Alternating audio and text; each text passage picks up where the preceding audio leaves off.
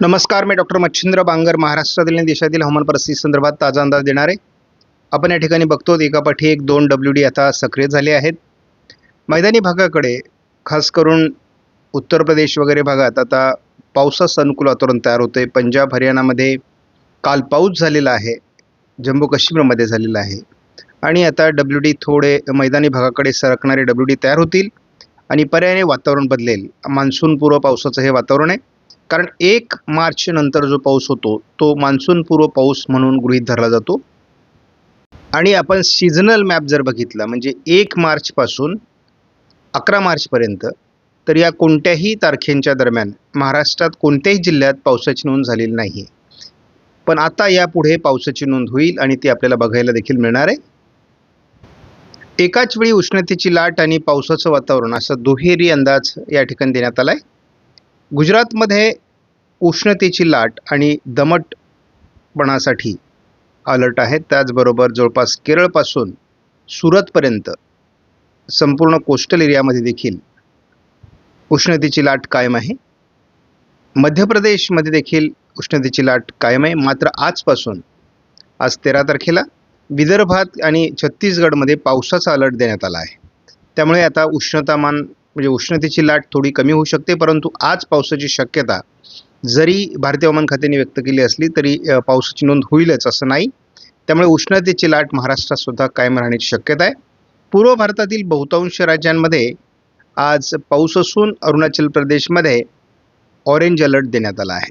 मान्सूनपूर्व पावसाचं वातावरण उद्यापासून तीव्र होणार असून 14 तारखेला संपूर्ण महाराष्ट्रामध्ये कोकण वगळता म्हणजे उत्तर महाराष्ट्र, मध्य महाराष्ट्र, पश्चिम महाराष्ट्र, मराठवाडा, विदर्भ, छत्तीसगड, राजस्थान, पंजाब, हरियाणा, अगदी हिमाचल प्रदेश, पूर्वेकडील सर्व राज्य यामध्ये पावसाचा अंदाज देण्यात आला आहे. उत्तराखंड आणि कोकण या ठिकाणी उष्णतेची लाट आहे. भारतीय हवामान खात्याने मात्र 15 तारखेपासून भारताच्या बहुतांश राज्यांमध्ये पावसाची नोंद होईल असा अंदाज दिलेला आहे. त्यामुळे हा अवकाळी पाऊस आहे. कोणी त्याला मान्सूनपूर्व पाऊस तर कोणी अवकाळी पाऊस म्हणत आहे. परंतु रब्बी पिकांसाठी त्याचबरोबर फळबागांसाठी हा अतिशय हानिकारक आहे आणि त्यामुळे या पावसापासून हा मेघगर्जनेसह, विजांच्या कडकडासह, वादळी वाऱ्यांसह होणार आहे. त्यामुळे थोडी काळजी घ्या. महाराष्ट्रासहित गुजरात, राजस्थान, मध्य प्रदेश, छत्तीसगड, ओरिसा, तेलंगणा, आंध्र प्रदेश, कर्नाटक या राज्यांमध्ये उष्णतेची लाट कायम आहे. भारतीय हवामान खात्याकडून देण्यात आलेल्या अंदाजानुसार आपण बघतो की बिहार, अगदी उत्तर पश्चिम बंगाल, अरुणाचल प्रदेश, आसाम, सिक्कीम, नागालँड या बहुतांश भागांमध्ये पाऊस झालेला आहे. पश्चिम बंगालमध्ये देखील पाऊस झालेला आहे. उत्तर भारतात देखील पावसाची नोंद काही भागात झालेली आहे. त्यामुळे पावसाला सुरुवात झालेली आहे. एप्रिलमध्ये टप्प्याटप्प्याने पाऊस होणार आहे. मेमध्ये देखील महाराष्ट्रासहित भारतात बऱ्याच भागात पाऊस होणार आहे. दोन्ही समुद्राच्या दक्षिण टोकाला वादळी प्रणाल्या विकसित होतील असा देखील अंदाज आहे.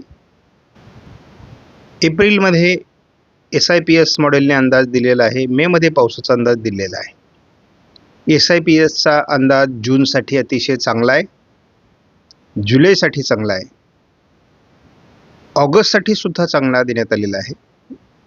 मात्र सप्टेंबरसाठी कोकणासहित पर्जन्यछायेच्या प्रदेशात मात्र पावसाची घट नोंदली जाईल असा अंदाज देण्यात आला आहे. मराठवाडा आणि विदर्भात मात्र पाऊस होईल. पावसाचं प्रमाण ऑक्टोबरमध्येही वादळी स्वरूपात महाराष्ट्रात राहण्याची शक्यता आहे. अगदी नोव्हेंबरपर्यंत पावसाचा अंदाज SIPSने दिला आहे. आपण JFS मॉडेलचा जेव्हा अंदाज या मॉडेलच्या आधारे बघतो तेव्हा उत्तर भारत, पूर्व भारतात WD सक्रिय झालेत. 2 दिवस पुढे म्हणजे 14-15ला थोडे कमजोर राहतील, परंतु 16 तारखेपासून महाराष्ट्रात पावसाच्या ॲक्टिव्हिटी सुरू होतील असा JFSचा अंदाज आहे. पूर्व भारताच्या आणि महाराष्ट्राच्या बऱ्याच भागात या पावसाची नोंद होणार आहे. 19-20 तारखेला हे महाराष्ट्रात पावसास पूरक वातावरण आहे. त्यामुळे एकूणच काय काय घडणार आहे ते आपल्याला बघायचं आहे. अजून तरी गुजरात, राजस्थान, मध्य प्रदेश आणि महाराष्ट्र, तेलंगणा या राज्यांमध्ये उष्णतेची लाट कायम आहे. ही उद्या देखील राहण्याची शक्यता आहे. विदर्भ आणि प पश्चिमी मध्य प्रदेश, गुजरात या भागात 15 तारखेपर्यंत वातावरण उष्णतेचं राहील. 16 तारखेपासून या वातावरणात बदल होणं अपेक्षित आहे. म्हणजे उष्णतेच्या लाटेची तीव्रता ही कमी होणार आहे. पुन्हा एकदा 22 तारखेनंतर उष्णतामान वाढू लागेल. आजपासून सातारा, कोल्हापूर, सोलापूर, लातूर, धाराशिव या भागात ढगाळ परिस्थिती वाढायला सुरुवात होणार आहे.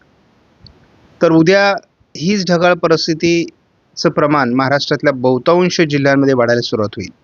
परंतु 14 पर्यंत पावसाचा अंदाज नाही. थोडंफार पश्चिम महाराष्ट्रात एखाद दुसऱ्या ठिकाणी शिडकाव होऊ शकतो. 15 तारखेला ही ढगाळ परिस्थिती अधिक राहील, परंतु पावसाची नोंद होणं फार अशक्य वाटतंय. मात्र आपण पावसाची सुरुवात 16 तारखेपासून बघतो. विदर्भातून आणि थोडं मराठवाड्याच्या पूर्व भागातून याची सुरुवात होऊ शकते. त्यानंतर 17 तारखेला आपण बघतो लातूर, नांदेड, चंद्रपूर, गडचिरोली या भागात पावसाचं अनुकूल वातावरण तयार होईल. त्यानंतर आपण बघतो की ही पावसाची सुरुवात विदर्भाच्या बहुतांश जिल्ह्यांमध्ये अकोला, अमरावती, नागपूर, भंडारा, गोंदिया, चंद्रपूर, गडचिरोली, वर्धा, यवतमाळ, वाशिम, हिंगोली, नांदेड आणि लातूर या जिल्ह्यात अगदी बीड पूर्व भागापर्यंत, सोलापूर, धाराशिवपर्यंत हे पावसाची 18 तारखेला सुरुवात होणार आहे. हा ECMW मॉडेलचा अंदाज आहे. प्रत्येक मॉडेलचे अंदाज वेगळे आहेत. त्यानंतर आपण अगदी बघतो की संपूर्ण विदर्भ हे 19 तारखेला पावसाची नोंद होईल. मराठवाड्यात पावसाचा जोर थोडा ओसरतोय. कोकण किनारपट्टीला मात्र पाऊस होणार नाही असा सध्याचा अंदाज आहे. जोरदार पावसाचा अंदाज थोडा नागपूर उत्तरेला आहे. त्यामुळे थोडं गोंदिया आणि नागपूर जिल्ह्यात, गडचिरोलीमध्ये गारपिटीची शक्यता 20 तारखेला आहे. शेतकऱ्यांसाठी एक आनंदाची बातमी आहे की या पावसाचा जोर थोडा कमी होतोय. त्यामुळे आपल्याला फळबागा वाचवण्यासाठी याची मदत होईल. त्यानंतर पुन्हा एकदा मोठा गॅप या पावसामध्ये येणार आहे. त्यामुळे आपल्याला त्याचाही फायदा होईल. आपण 24 तारखेला मोठं ढगाळ वातावरण बघतो. काही ठिकाणी शिडकावा होईल वादळी स्वरूपाचा. पुन्हा 25 तारखेला अहिल्यानगर, बीड, छत्रपती संभाजीनगर, पुण्याचा पूर्व भाग, साताऱ्याचा पूर्व भागात काही ठिकाणी पावसाळी वातावरणाची शक्यता वर्तवण्यात आलेली आहे. पुन्हा 26 तारखेला देखील हे वातावरण महाराष्ट्रात बऱ्याच भागात असू शकतं. त्यामुळे 25, 26, 27 पुन्हा एकदा मान्सूनपूर्व पावसाला सुरुवात होऊ शकते महाराष्ट्रामध्ये. त्यामुळे थोडं हे वातावरण रब्बी पिकांसाठी तापदायक राहण्याची शक्यता आहे. साधारण 16 तारखेपासून थोडी ढगाळ परिस्थिती, तुरळक पावसाचा अंदाज काही भागामध्ये येतोय. त्यानंतर आपण 17 तारखेलाही जेफेसने थोडं वातावरण लातूर, धाराशिव, नांदेड, चंद्रपूर, गडचिरोलीच्या दरम्यान दाखवलं आहे, सोलापूर पूर्व भागात. त्यानंतर आपण बघतो की पावसाचा जोर 18 तारखेपासून वाढणार आहे. अहिल्यानगर, बीड, छत्रपती संभाजीनगर, जालना, बुलढाणा, अकोला, अमरावती, नागपूर, भंडारा, गोंदिया, वर्धा, अगदी लातूर, धाराशिव, सोलापूर, सांगली पूर्व, पुणे पूर्व, सातारा पूर्व भागात 18ला पावसाची नोंद होईल. त्यानंतर आपण मराठवाड्याचे सगळे जिल्हे याही ठिकाणी पावसाची नोंद होईल. पावसाचा जोर 19 तारखेपासून वाढेल आणि पहिली नंदुरबारमध्ये, मालेगावच्या म्हणजे नाशिक उत्तर भागामध्ये गारपिटीची शक्यता आहे. त्यामुळे जळगाव जिल्ह्यात गारपीट होऊ शकते. नाशिक जिल्ह्यात गारपिटीचा अंदाज 19 तारखेला आहे.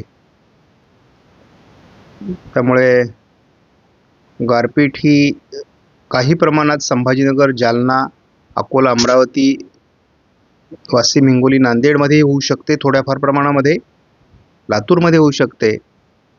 त्यामुळे गारपिटीचा अंदाज हे या ठिकाणी स्पष्ट होऊ लागला आहे. 20 तारखेला देखील नांदेडच्या आणि लातूरच्या काही भागात, बीड पूर्व भागामध्ये चंद्रपूरच्या दरम्यान, वाशिम, हिंगोली आणि परभणीच्या दरम्यान थोडं गारपिटीचा अंदाज आहे.